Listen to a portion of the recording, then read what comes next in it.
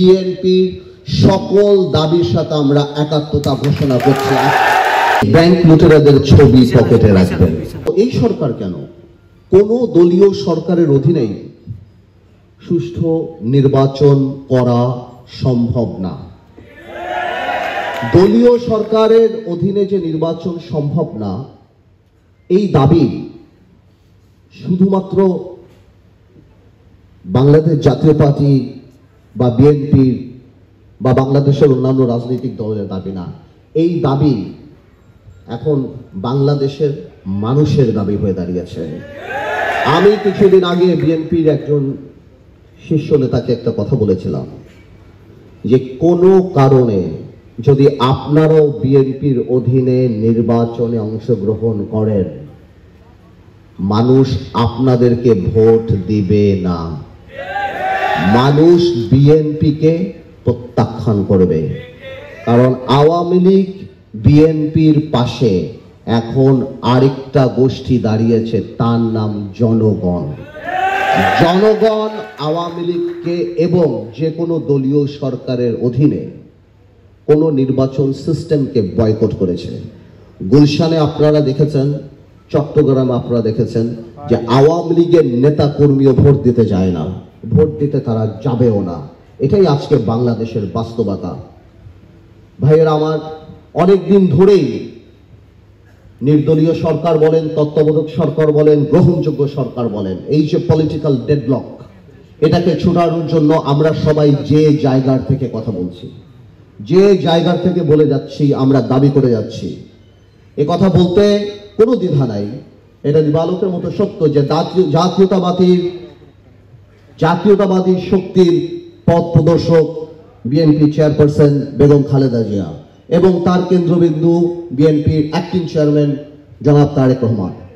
এবং কিছুদিন আগে বিএনপি যে জনসমাবেশ করেছে, সেখানে অ্যাক্টিং চেয়ারম্যান যখন তার বক্তৃতা আরম্ভ করেছে বলে যে প্রিয় বাংলাদেশ, আমি মনে করি সেটা বিএনপি জাতীয়তাবাদী শক্তির কেন্দ্রবিন্দু হিসেবে আমি মনে করি সেটা সমগ্র বাংলাদেশকে এক করার, যারাই মনে করেন যে এই সরকারের অধীনে নির্বাচন সম্ভব না, সেই এক করার একটা প্রয়াস ছিল।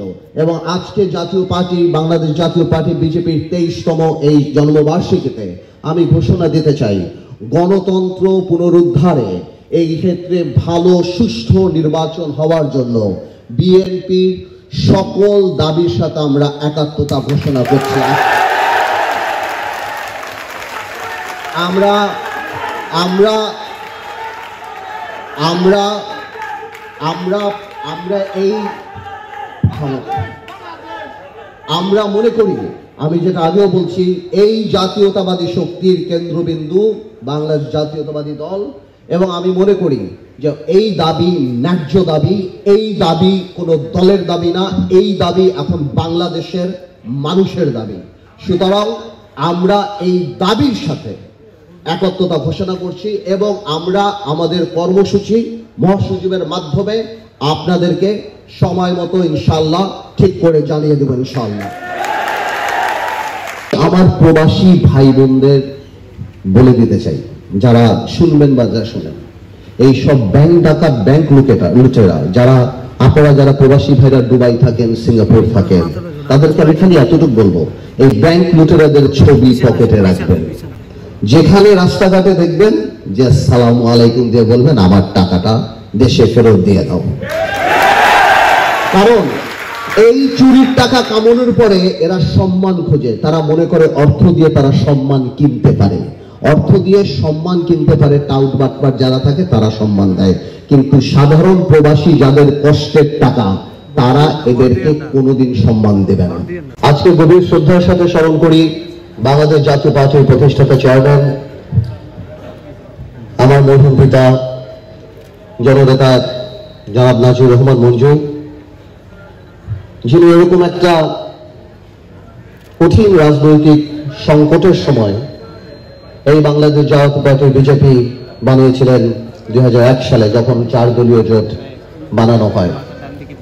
সেইখান থেকে আজকে পর্যন্ত আমাদের এই পথ চলাটা খুব সহজ ছিল সেটা আমি বলবো না, অনেক চড়াই উতরাই পার হয়েছি। এই মঞ্চে উপস্থিত যারা যারা আছেন, এদের মধ্যে আমাদের মহাসচিব মতিন সাউদ সাহেব, মুরব্বীদের মধ্যে প্রকাশ চাচা আছেন, পিছিয়ে আমার ভোলার জেলার সভাপতি সেক্রেটারি, আরো অনেক নেতারা আছেন,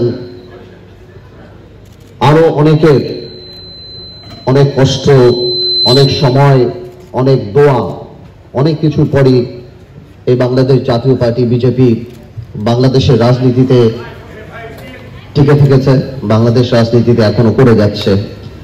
রাজনীতির খাতায় বাংলাদেশ জাতীয় পার্টি আমরা কতখানি ভালো করেছি না করেছি সেটা বাংলাদেশের জনগণের উপরে আমরা ছেড়ে দিই, কিন্তু আমরা চেষ্টা করছি আমাদের নিয়ত ভালো, মানুষের জন্য কাজ করার। এই জন্য হয়তো এই কারণে হয়তো আল্লাহ তাআলা এখনো আমাদেরকে একটা ভালো অবস্থানে রেখে দিয়েছে।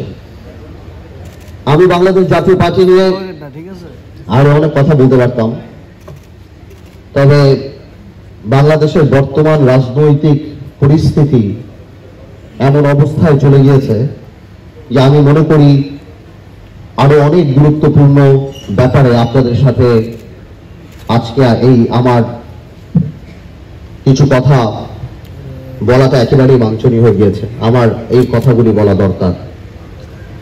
দেখুন,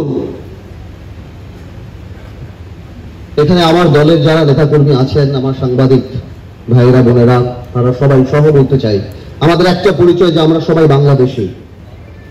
স্বাধীনতা যুদ্ধের পর থেকে আজকে 50 বছর অতিবাহিত হয়ে যাওয়ার পর আমাদের উন্নয়ন হয়েছে বিভিন্ন ক্ষেত্রে, সেটা আমি না বলবো না।